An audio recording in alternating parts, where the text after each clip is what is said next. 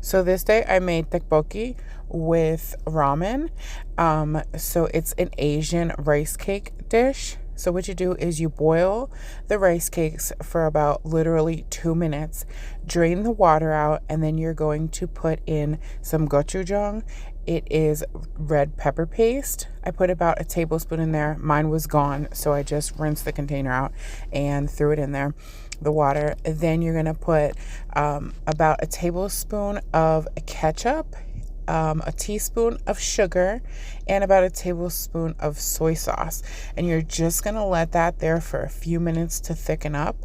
If you leave it on too long, what's going to happen is it's going to fall apart. So like I said, I didn't get the clip of the ramen, but that's what we had that night.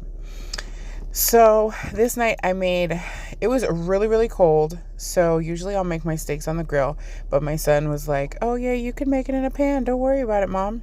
So I fried off some onions and some mushrooms because that's what he requested. And I seasoned them with some garlic powder and some salt and pepper. And that's exactly how he requested it, just a very plain. Usually I season everything to the nines or I marinate it, but this is how he wanted it. He said it reminds him of his grandfather. So anyway, I just fried these up with the seasonings and let them get soft. And then after that, I just made a well in the center of the vegetables, and I just threw the steak in there. So we're just gonna watch this cook for a second. And don't let it cook all the way though, because if you do, then when you put the steak in, it's gonna overcook and be soggy. So we're making the well here, and then I'm gonna throw the steak in. And he likes his super duper bloody. I'm not really a fan of that situation. It creeps me out. I like the way it tastes, but I don't know.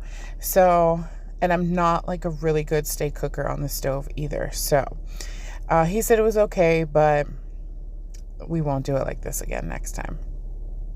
So I just let it cook a few minutes on each side. It was weird because in the pan, the blood comes to the top. I don't know. And these tongs suck. And this was just a whole don't do this at home type of movement.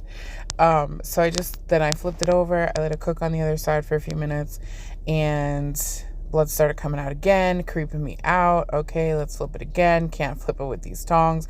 Should have just cut all this out, but I didn't. Whatever. Let it get a little bit of crust on there.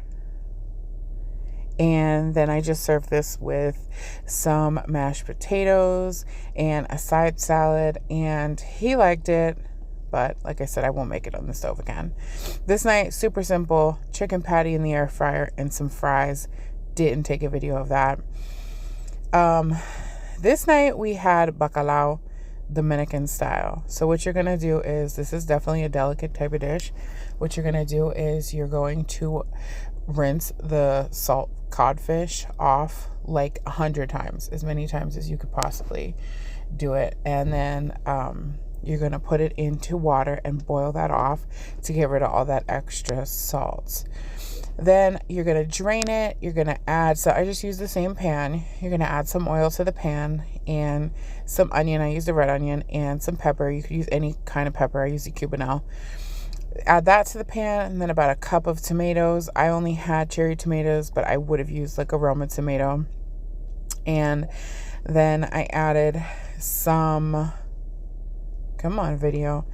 garlic, probably about 6 cloves of garlic. Just give this a good stir in between each to get everything all incorporated. Then I added about a half a cup of cilantro chopped up. You don't have to finely chop it. And then probably about 10 green olives. And you're going to let this all cook up, get a little bit soft. And then I added about 2 tablespoons of sofrito and a heaping teaspoon of tomato paste. And then I'm going to add about a cup of water to this and a pinch of pepper. Do not add salt to this. No, don't do it.